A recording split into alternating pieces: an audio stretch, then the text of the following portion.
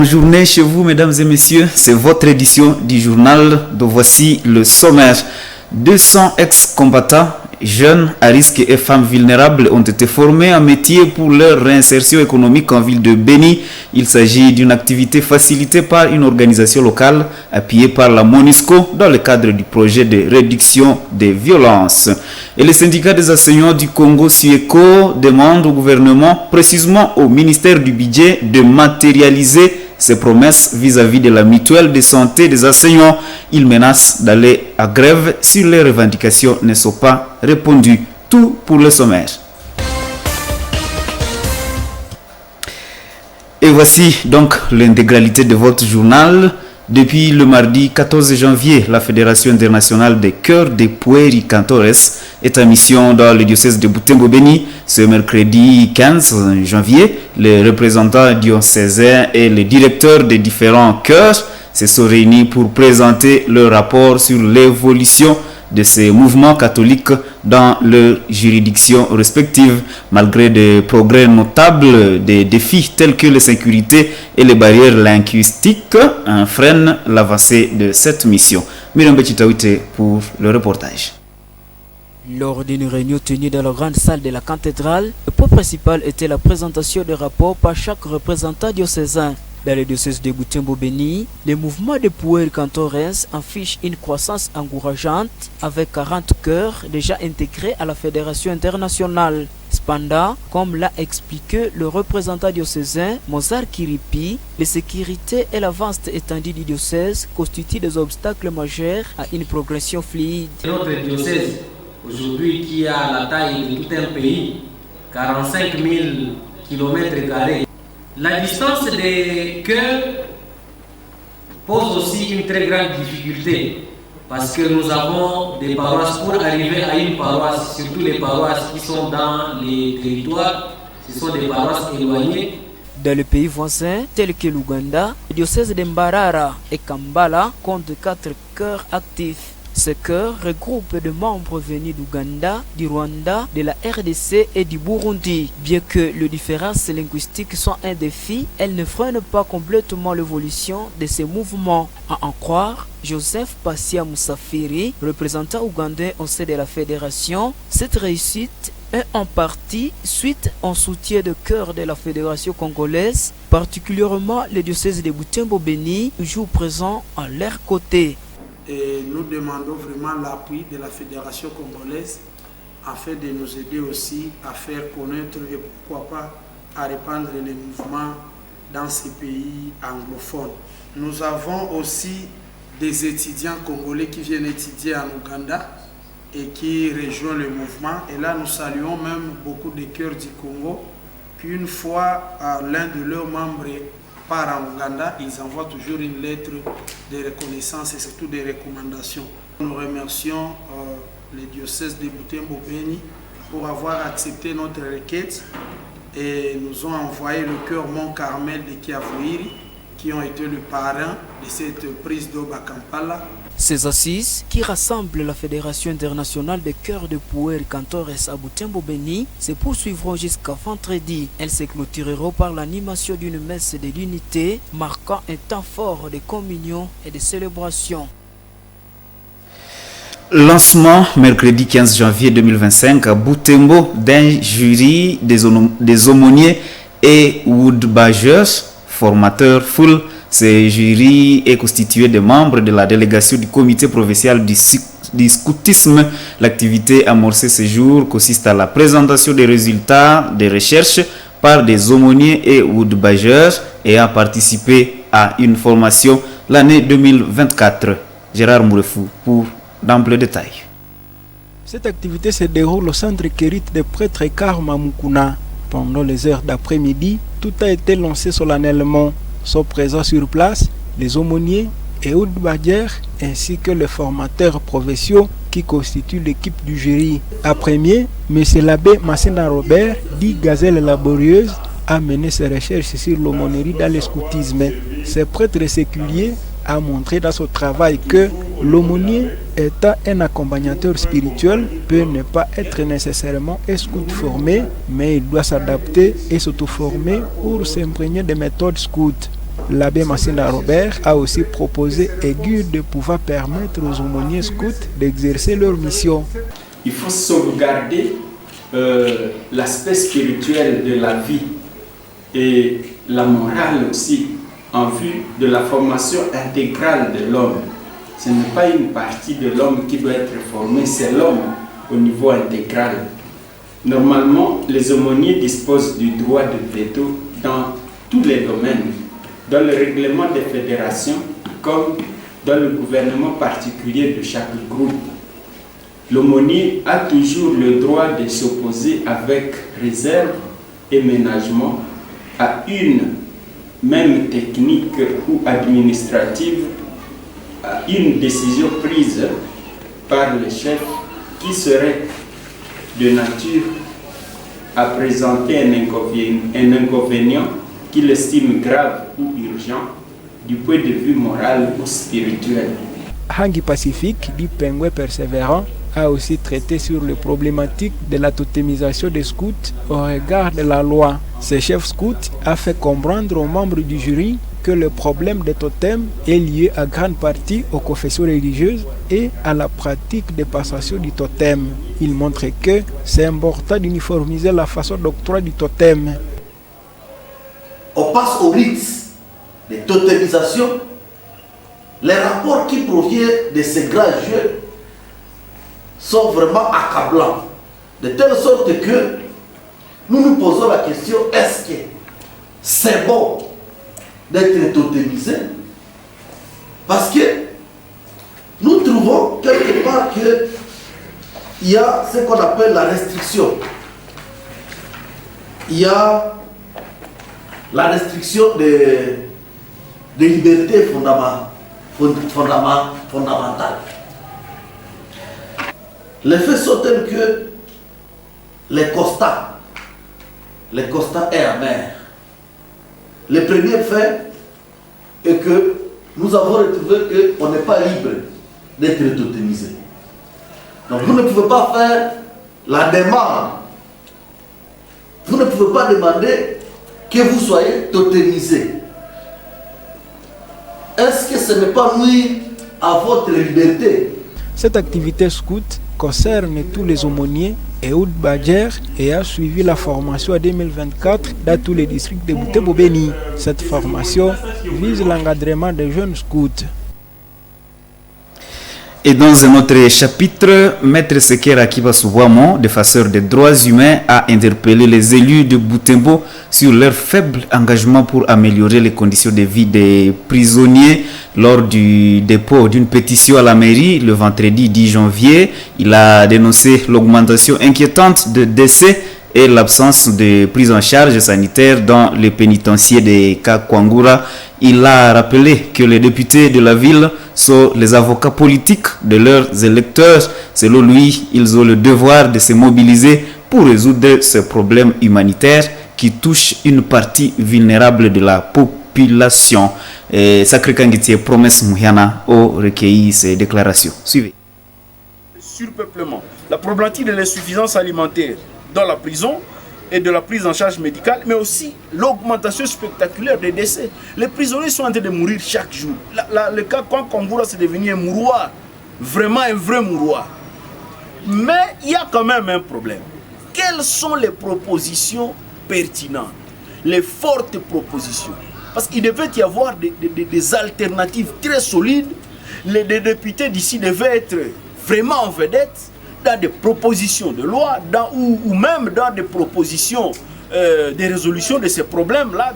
Qui est en train de se préoccuper de ces problèmes-là parmi les politiques? Parce que c'est ça leur préoccupation, surtout les élus. Là, je souligne les élus.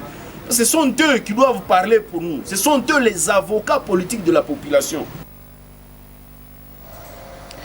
Et malgré l'insécurité qui a longtemps secoué le territoire de Béni, la vie pastorale se poursuit normalement dans les 4 secteurs de la paroisse Notre-Dame de Fatima de Kabasha. Selon le curé de cette paroisse, une accalmie est observée après les récentes attaques de rebelles EDF. Cette amélioration permet à la communauté de se développer. L'abbé Muhindo Mapendo appelle le gouvernement à éradiquer définitivement l'insécurité et aux fidèles de prier pour la paix du pays. Reportage Nzanzu Wainda Samuel rendu par Eugénie Moussiviro. La paroisse Notre-Dame de Fatima de Kabacha connaît des avancées dans ses travaux de développement. Le sanctuaire Notre-Dame de Fatima est déjà achevé et accueille les fidèles. De l'autre côté, un espace est en cours d'aménagement pour la construction d'une nouvelle église plus grande et adaptée à l'augmentation du nombre de chrétiens dans cette agglomération. D'où la nécessité, d'après les curés de cette paroisse, de finaliser ces travaux. Construction de l'église paroissiale. Et nous avons été obligés, voyant qu'il y avait le besoin, l'urgence de protéger les sanctuaires, on a essayé de retarder un peu le projet, mais vous voyez déjà l'espace est déjà plané. D'ici quelques matins, on pourra procéder à la lancement des travaux de la fondation pour la nouvelle église paroissiale. Celle que vous voyez là de l'autre côté, c'est une église qui a été construite comme sous-secteur, qui dépendait de Casabert. À l'époque, Kabacha n'avait pas encore beaucoup de gens, ou bien s'il n'avait pas une population dans ce niveau de Kabacha.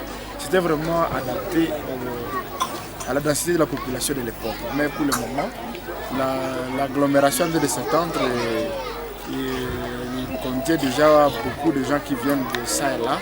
C'est déjà vraiment un grand centre. Alors, pour la population qui est ici à Kabacha, cet édifice ne doit plus convenir. Au sujet de la pastorale, l'abbé curé affirme que la situation sécuritaire, bien que fragile, permet aux prêtres de se rendre dans les 4 secteurs de la paroisse. Il appelle le gouvernement à redoubler d'efforts pour mettre fin à l'insécurité et invite les fidèles à continuer de prier pour la paix. Avec les 4 secteurs, la pastorale évolue très bien et nous osons croire que la situation au niveau de la paroisse devait d'abord signaler que par exemple par rapport à la sécurité, la sécurité comme c'est ce qui doit aussi favoriser la pastorale, la sécurité se porte bien depuis un certain temps, il y a une accalmie et par rapport aux chrétiens, vous venez de voir l'engouement vous-même. Se sont mobilisés pour venir célébrer, se rassembler autour du sanctuaire pour honorer la Vierge Marie. Et Notre-Dame de Fatima, Notre-Dame du Rosaire, Notre-Dame de la Paix puisse intercéder pour nous, pour nos chrétiens, et pour notre pays et pour le monde entier, surtout qu'aujourd'hui, avec la situation sociopolitique au niveau mondial, il y a beaucoup de problèmes liés à la paix. C'est elle-même qui avait dit qu'il fallait prier les rosaires pour que la guerre s'arrête. Pour rappel, tous les secteurs de cette paroisse ont déjà été la cible d'attaques des rebelles ADF, ce qui souligne la nécessité d'une vigilance et d'un soutien constant pour garantir un avenir paisible à la communauté. Isabelle Wangahemouka dans ce reportage de Nzanzu Wainda Samuel. Et ce que nous vous avons dit en titre, en ville de Béni, 200 ex-combattants, jeunes à risque et femmes vulnérables ont été formés en métier pour leur réinsertion économique. Il s'agit d'une activité facilitée par une organisation locale appuyée par la MONUSCO dans le cadre du projet de réduction des violences. Delphé Mupanda depuis Béniville. Choukran Kamabou apprend la mécanique automobile. Il s'est inscrit à cette formation dès son retour de la brousse. Il fit combattant d'Endouma Defense of Congo d'ici rénové à Walikale pendant 10 ans. Il espère ouvrir son propre garage de dépannage de véhicules et devenir chauffeur. Je suis un ancien combattant. J'étais à Walikale dans le groupe Dieu d'ici rénové. Je ai passé 10 ans. J'étais à Brousse comme combattant en tant que les autres, mais j'ai vu que la vie devient compliquée et j'ai décidé de sortir de la brousse. J'espère bien que si on me donnait mes propres outillages et avec la formation de conduite, ça va m'aider à organiser ma vie et celle de ma famille.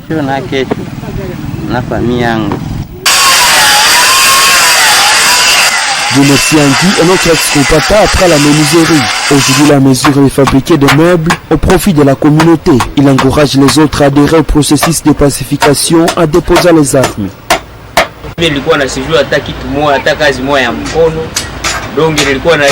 Je n'avais aucune idée de métier et j'étais exposé à beaucoup de risques dans la communauté. Aujourd'hui, je suis maintenant connu car certains déjà viennent me chercher ici pour un dépannage et je commence à gagner de l'argent pour mes besoins. Je demande à tous ceux qui sont encore à Brousse de revenir. Que le gouvernement crée des occupations aux jeunes parce que nombreux sont à Brousse faute d'être moins occupés. Il n'y a pas que ceci. Au total, 200 personnes ont pris le métier. Il s'agit de 140 femmes et 60 hommes répartis dans différentes filières, à savoir la mécanique automobile, menuiserie, la coiffure esthétique, pâtisserie, savonnerie et la coupe et couture. La formation en métier en faveur des ex-combattants, jeunes à risque et femmes vulnérables est un projet du Bureau d'études et d'accompagnement des relations internationales BEARIC, une organisation locale. D'après Jimmy Kioma, son responsable, les ex-combattants ont aussi des potentialités à capitaliser pour le développement de la communauté et peuvent être un modèle aux groupes armés réfractaires au processus de pacification. Il y a une manière de les rassurer, surtout leur insertion, mais aussi les décourager peut-être à retourner, comme c'est fait dans le cadre du processus de désarmement. Un jeune qui a réussi, qui a quitté un groupe armé, il peut être un modèle aussi pour convier ces pères qui sont encore là, qui traînent encore le pas, et retourner d'adhérer au processus de désarmement et réinsertion. Cette formation rentre dans le cadre du projet de réduction des violences financé par la section de DRS de la MONUSCO. Et les combats ont repris tôt le matin de mercredi 15 janvier à Nkungu, dans le territoire de Massissi, où les FARDC, soutenus par les combattants locaux Wazalendo, affrontent les rebelles du M23. Pendant ce temps, un calme précaire règne à Tonko, dans le territoire voisin de Rutshuru. C'est après des violents affrontements. Ces violences ont provoqué de nouveaux déplacements des populations, selon les autorités locales. Mwana Mpenzi Manzekile pour le détail. À Tongo, les combats se sont concentrés dans l'agglomération de Lubwe-Sud, où des détonations d'armes lourdes et légères ont semé la panique. Isaac Kibira, fonctionnaire délégué adjoint du gouverneur dans la chefferie de Bwito, a confirmé ces informations et signalé les mouvements massifs des habitants fuyant les violences. En tout cas, le message que je peux donner aux autorités, c'est de pouvoir toujours soutenir et appuyer les VDP, les militaires qui sont sur la ligne de front, pour qu'ils continuent toujours à manœuvrer pour que le M23 ne puisse pas avancer, parce qu'ils sont en train de renforcer. Le gouvernement aussi pouvait se comporter comme un parent qui défend ses enfants. Dans ce sens-là, en tout cas, l'encadrement, c'est ça ce que nous voulons, et l'accompagnement de tout le monde, même nous les civils, même nous, la communauté locale. Il faudrait que tout le monde puisse s'impliquer pour que les FARDC, les Wazalendo qui sont sur la ligne de front puissent en tout cas avoir un moral tout aux zénith pour qu'ils puissent vaincre l'ennemi qui est venu agresser, semer la terreur et la désolation au niveau de notre pays, la République démocratique du Congo à l'est. Dans les territoires de Massissi, la situation reste tendue. Selon Voltaire Batundi, président de la société civile de Massissi, une psychose s'est installée dans la cité de Ngungu suite à la reprise des combats entre les FARDC et la coalition du M23 RDF qui tente de reprendre des positions stratégiques. Les porte-parole des FARDC au Nord Kivu, le lieutenant-colonel Ndjike Kaiko Guillaume, a indiqué que les forces armées congolaises auraient poussé une nouvelle attaque du M23 ce lundi. Cette contre-offensive aurait permis de capturer plusieurs combattants ennemis et enregistrer des redditions dans leur rang. La situation reste certaine dans ce territoire, marquée par une intensification des affrontements et une crise humanitaire croissante. De riposter à toutes les violations du cessez-le-feu par l'armée. Et le syndicat national des médecins de la RDC, Sinamed, a annoncé le mardi 14 janvier dernier la suspension de sa grève entamée depuis octobre 2024. Cette décision intervient après que le gouvernement a honoré plusieurs engagements, notamment le paiement de 3 mois d'arriérés de salaire, l'alignement à la prime de risque de 1034 médecins, ainsi que le règlement des frais de transport. Les activités ont donc repris dans tous les établissements sanitaires affiliés. C'était à partir de ce mercredi 15 janvier à 7h30. Eugénie Moussibirwa.